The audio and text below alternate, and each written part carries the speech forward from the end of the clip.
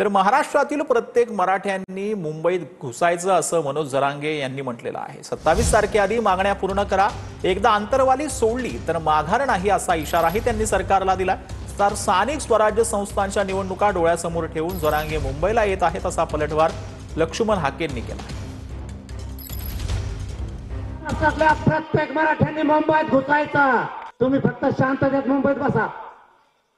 यांच्या छातीवर पाय देऊन मुंडकर पाय देऊन आरक्षण आणतो। मुंबईत लोकशाही मार्गाने येणारे 27च्या आत मराठ्यांच्या सगळ्या मागण्यांची अंमलबजावणी करा। एकदा जर अंतरवाली सोडली पुन्हा ऐकत नसतो। पॉलिटिकल अजेंडा आहे, मी महाराष्ट्रात नेहमी सांगत आलोय आणि आता सुद्धा पंचायत राजच्या निवडणुका डोळ्यासमोर ठेवूनच ते मुंबईला निघालेले आहेत।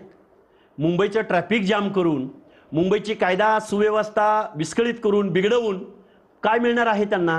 ज्या 27% आरक्षणामध्ये 3.5% आरक्षण जो धनगर समाज घेतो, धनगर समाज एकदा ओबीसी मधून बाजूला काढला की अख्खं आरक्षण आपल्या हातामध्ये येईल असं यांच्या मनामध्ये